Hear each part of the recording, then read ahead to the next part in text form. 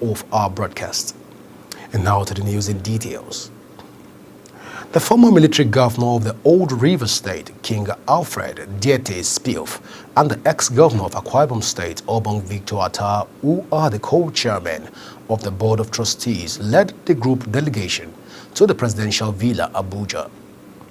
President Tinubu directed the leaders who differentially requested his fresh intervention before the feud snowballed into a full-blown crisis to return home and advise Fubara to obey the Supreme Court's judgments.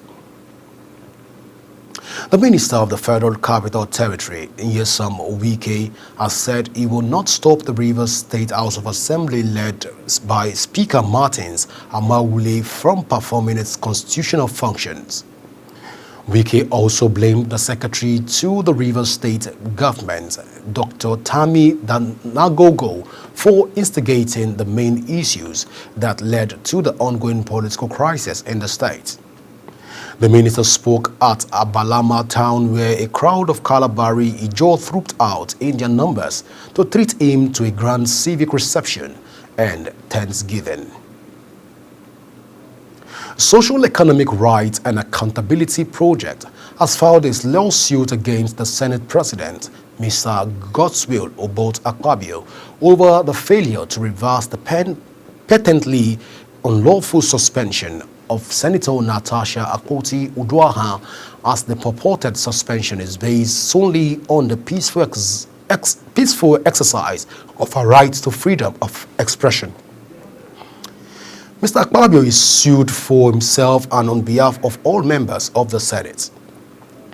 The Senate recently suspended Mrs. Akpoti-Uduaghan for 6 months after she reportedly spoke without permission and refused her entry in the Senate chamber. Her salary and allowances have also been withheld for the duration of the suspension, and she has been barred from identifying herself as a senator. Kano Attorney General and Commissioner of Justice Barrister Aruna Dederi says the ruling by the Court of Appeal was not in any way against the reinstatement of Muhammadu Sanusi II as the 16th Emir of Kano, as being portrayed in some quarters. He spoke at a briefing in Kano, saying it has become necessary to address the press and general public in respect of matters arising from the Court of Appeal ruling relating to the Kano Emir tussle. Dederi, who was accompanied by the Commissioner of Information and Internal Affairs, Ibrahim Abdullahi Waya, says the Kano State government has already instructed its lawyer to close study the outcome for the determination of the next line of action in accordance with the Kano State extant laws. The Owu community in Abeokuta North local government area of Ogun State has protested what it described as an unfair allocation of electoral wards despite its significant population and high voter registration figures.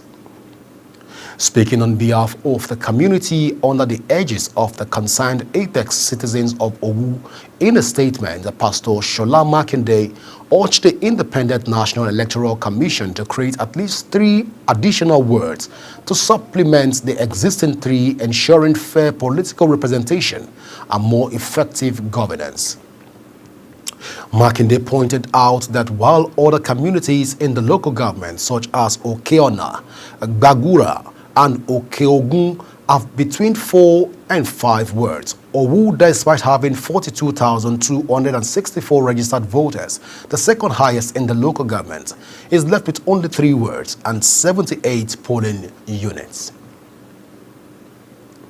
Officers of the National Drug Law Enforcement Agencies have intercepted cocaine concealed in a prayer bead and locally made shoes.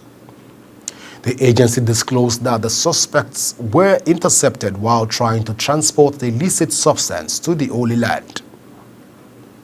The agency's Director of Media and Advocacy, Femi Babafemi, shared pictures of the seized contraband.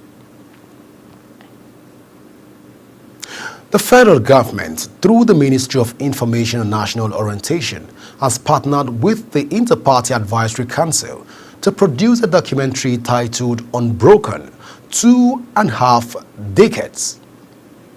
The announcement was made during a press conference in Abuja, where National Chairman Yusuf Maman Dantali and Information Minister Mohammed Idris Malagi underscored the documentary's role in showcasing Nigerians' democratic resilience and progress.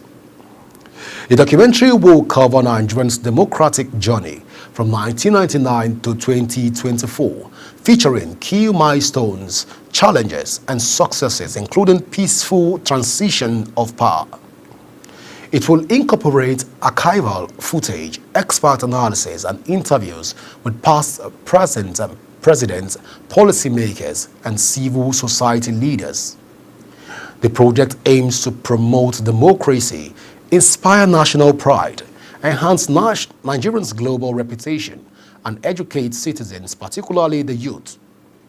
It will also highlight the roles of the electorate, judiciary, media, and civil society in sustaining democracy.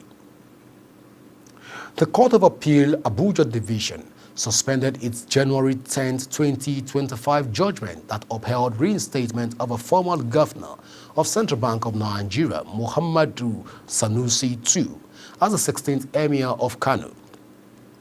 According to the appellate court, its January 10th verdict that approved the Kano State government repeal of the 2019 Emirate Council law remains suspended pending the determination of an appeal at the Supreme Court.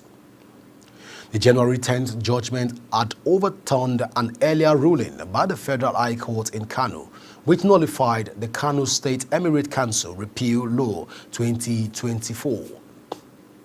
The law revised the creation of 5 new emirates and reinstated Sanusi as the Emir of Kano. Meanwhile, the Minister of Education, Dr. Tunji Alausa, has charged universities to tackle the significant shortfall in admissions, urging that direct universities to adopt hybrid learning models. With about 75% of potential students being denied entry into tertiary institutions in the country yearly, he made the call in Abuja during a meeting with vice-chancellors of Nigerian universities. The minister also instructed all institutions to adopt hybrid learning models by 2025 as part of the ongoing reforms on the educational sector by President Bola Ahmed Tinubu. The National Agency for Food and Drug Administration and Control, NAFDAC, has uncovered a fraudulent syndicate impersonating the agency to scam foreign companies using fake documents.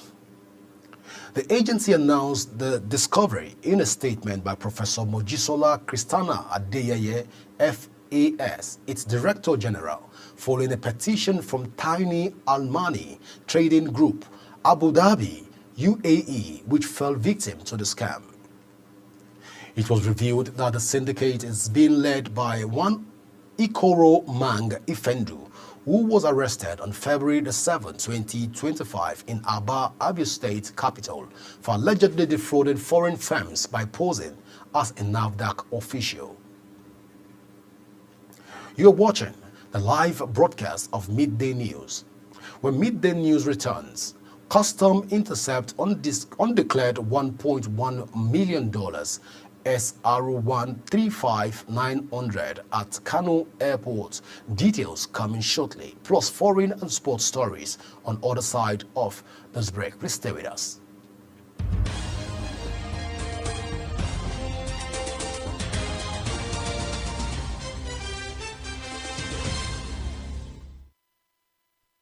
Do you know that Global Television can be watched in Nigeria and all over the world? Download the Global TV Nigerian mobile app for Android and iOS devices to watch Global Television real-time from around the world. What are you waiting for? Start downloading and stay connected to Global Television.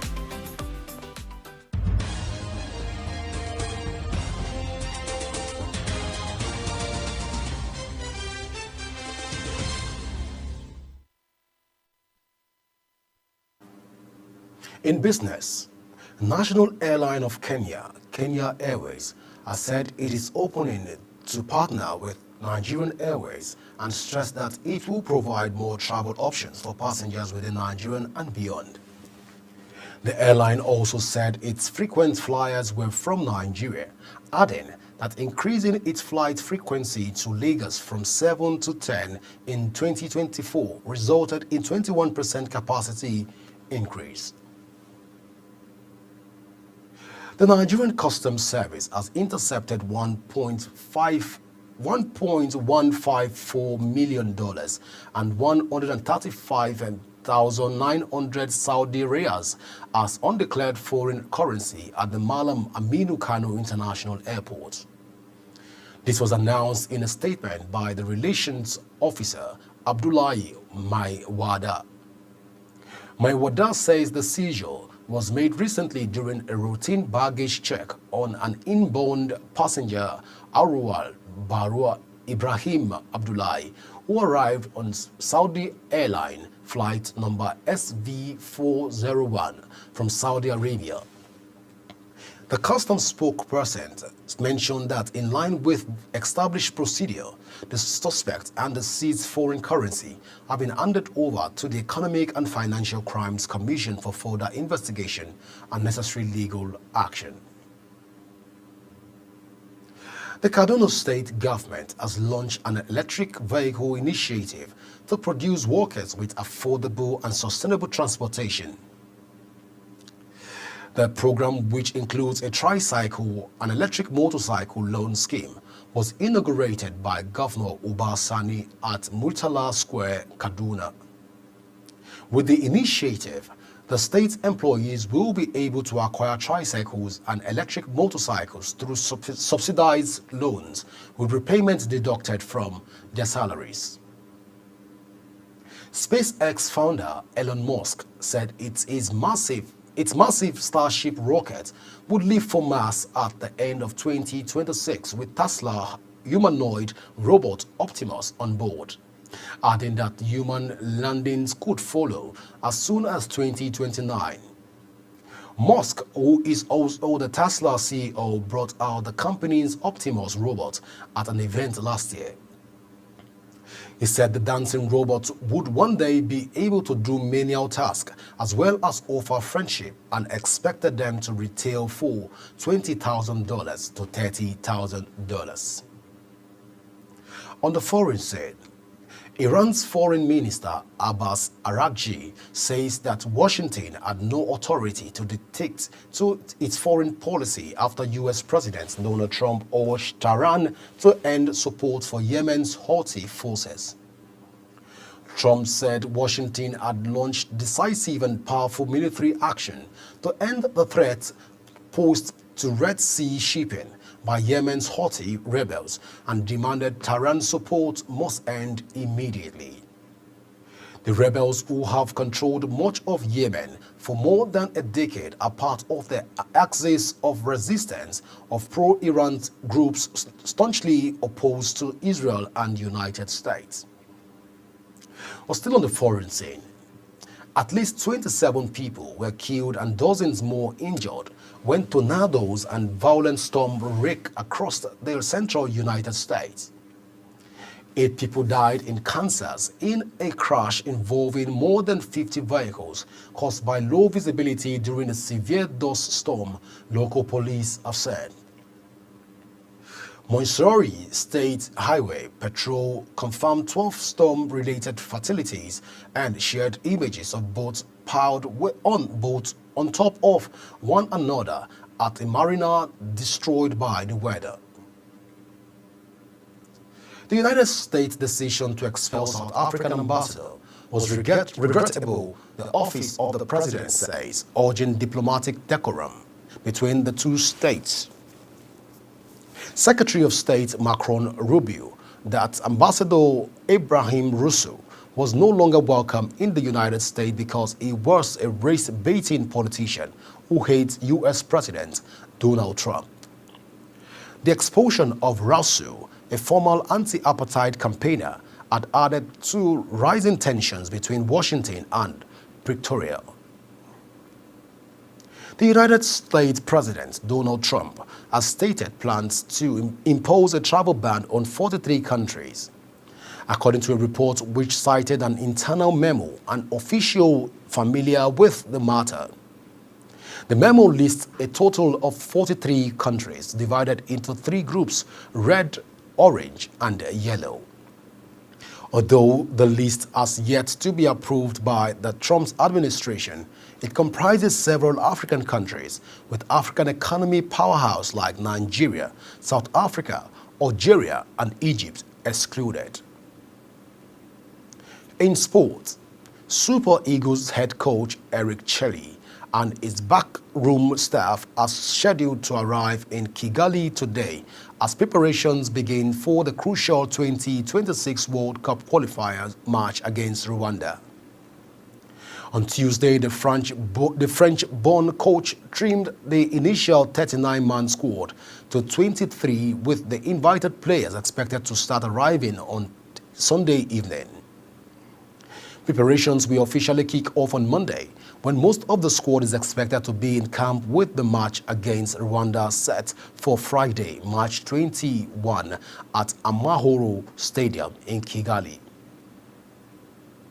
Nigeria's Flamingos secured a comfortable 5-1 aggregate victory over South African Botswana with a 2-1 win in the second leg of their FIFA Under-17 Women's World Cup qualifier fixture in Ikene, Remo on Saturday. Head coach of the Nigerian Women Under-17 national team, Bankole Olowokere, had earlier emphasized the importance of maintaining focus despite their first leg advantage. That's it on Global TV Midday News. Kindly follow us across all our social media platforms now showing on your screen using @Global TV NG. You can download the Global TV Nigerian app for Android and iOS devices to keep track of our broadcast. I am Godwin Sunday. Thank you for watching.